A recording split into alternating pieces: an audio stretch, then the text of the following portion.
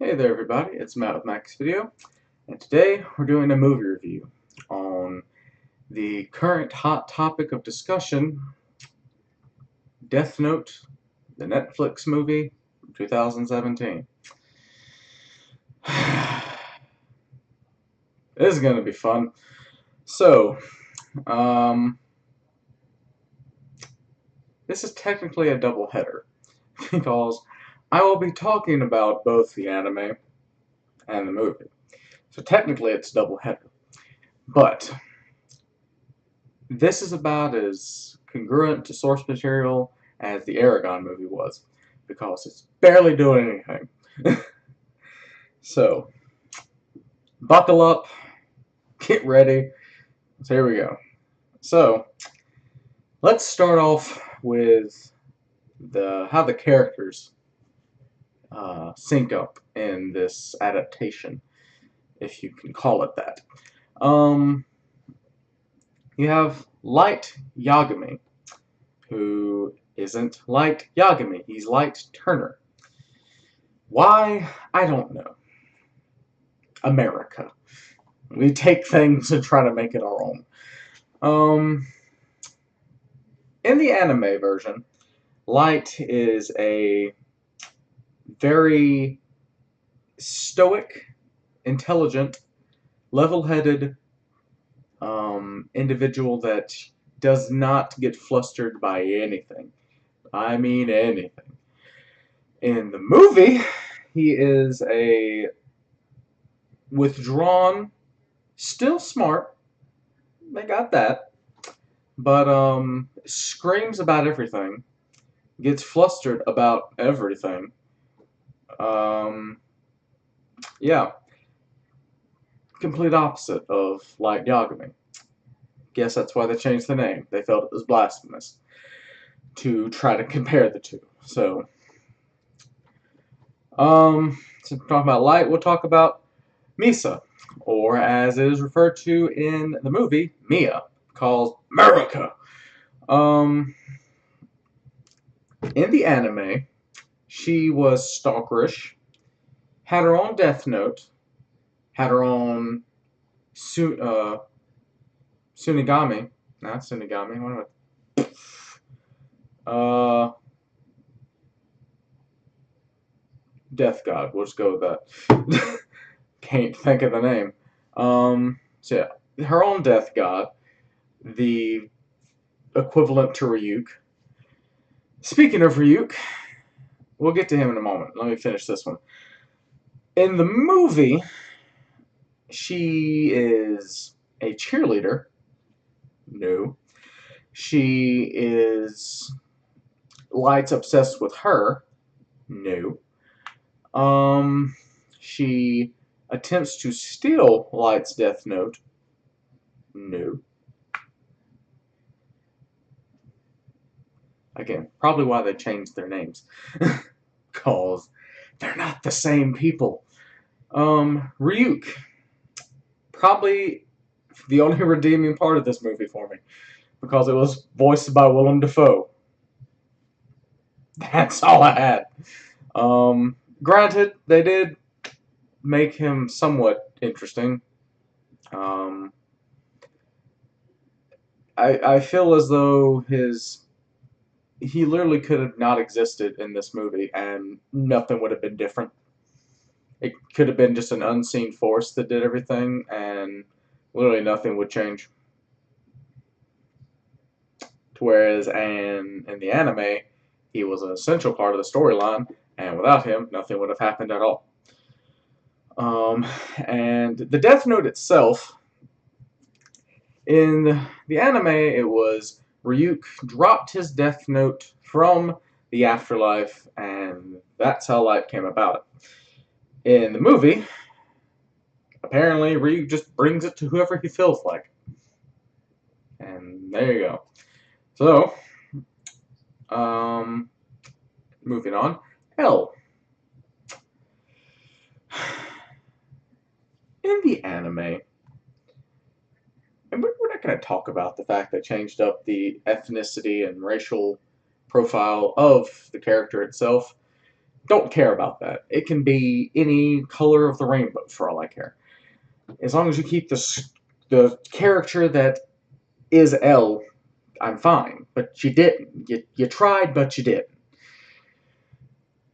Here's the thing. In the anime, L is a super detective who is a super genius. He is always 4,000 steps ahead of you, and he has nothing really holding him back. He's free to do what he wants. Nobody's there with a leash on him. In the movie, he's like a invalid with a brain the size and the intelligence of a Einsteinian person. But he has so many hindrances. First off, his, I don't know, manservant, his keeper, his butler, whatever you'll refer to him as. Um, without him, he's useless, apparently. He just melts down and goes into an insane mode. Um, then you have the candy thing. In the anime, L loved sweets. He loved him some strawberry shortcake. He loved him some candies. He was all about it. But he wasn't dependent on them. He wasn't. It didn't drive him. It didn't. He didn't require candy to function as a human being. In the movie, without it, apparently he goes into ketosis or something. And what's up with this whole not sleeping thing? What's that about?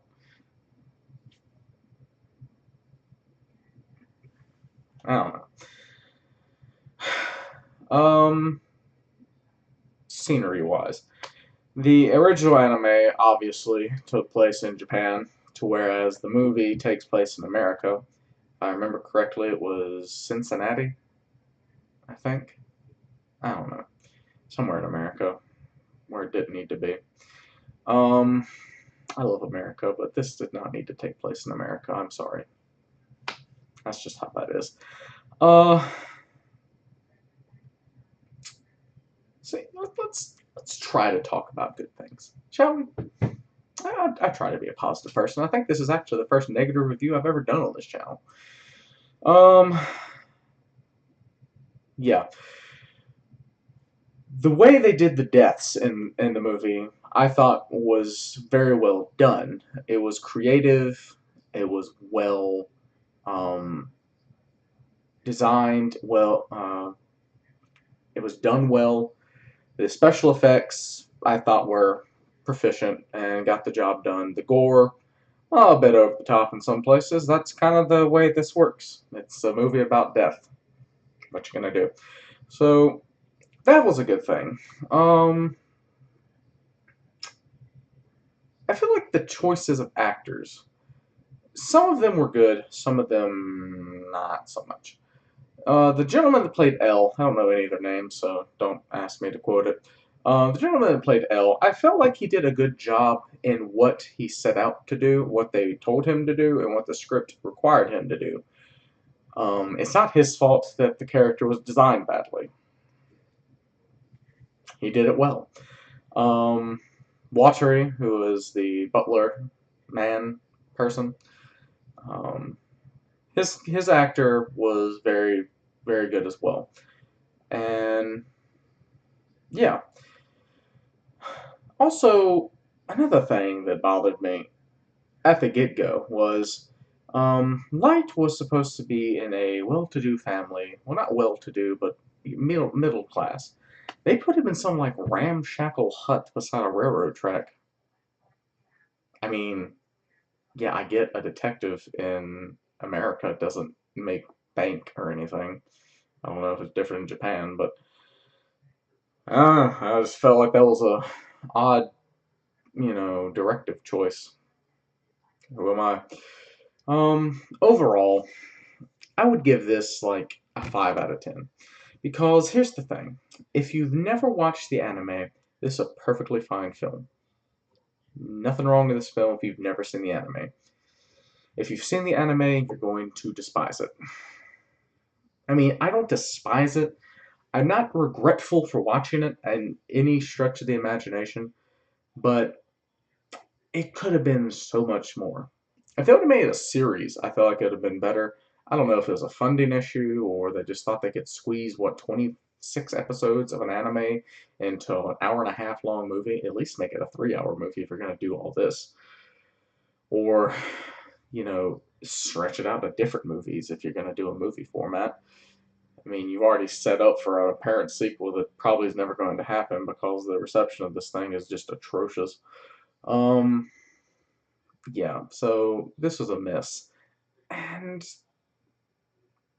I was really hoping it wasn't going to be. Because anime live action adaptations have gotten a terrible rap.